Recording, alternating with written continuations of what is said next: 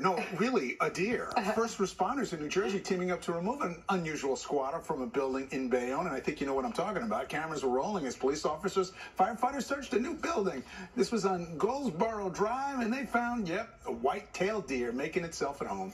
Officers ran behind him, and the animal guided out of the building. Authorities say sightings of deer at this time of year are becoming more common. Of course, not you can't blame the deer, you know? No, I don't blame the deer. He's just looking for a place to hang out. It's very deer sensitive of you. Right. That's the way it should be. Out of the elements, right, Brittany? Could have been a rainy day that day. Who knows? Yeah, smart deer. You never know. But you know what? A nice weather day for everyone, humans and deer alike.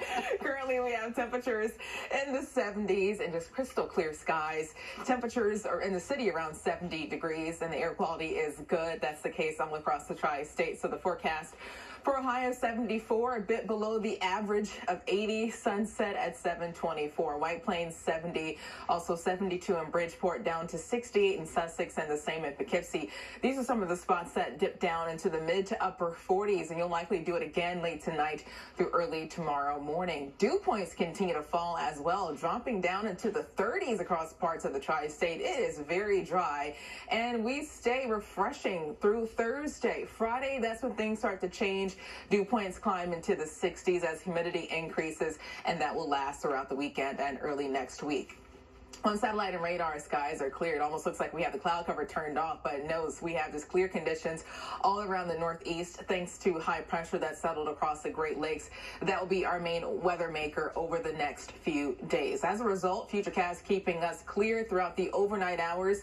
Clear skies will allow temperatures to fall down into the 40s, 50s, and the lower 60s all across the area.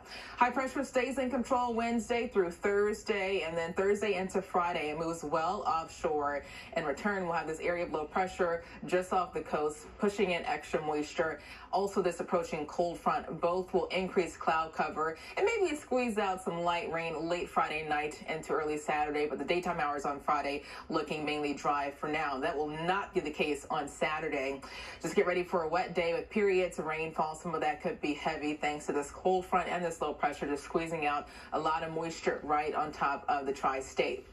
In the tropics, still watching this tropical wave in the Caribbean Sea. That could likely become a tropical depression later this week as it moves into the southern Gulf of Mexico. Two other spots we're watching, one in the middle of the Atlantic that has a very low chance of becoming something tropical, but this other tropical wave just off the coast of Africa, this could likely become a tropical depression too later in the week, but that will mainly stay out to sea. For us today, a lot of sunshine, temperatures in the 70s, 74, very low humidity tonight. 60 in the city, but the 50s in many of the suburbs, also the 40s farther north and west. Tomorrow, 77, still plenty of sunshine, and we do it again on Thursday.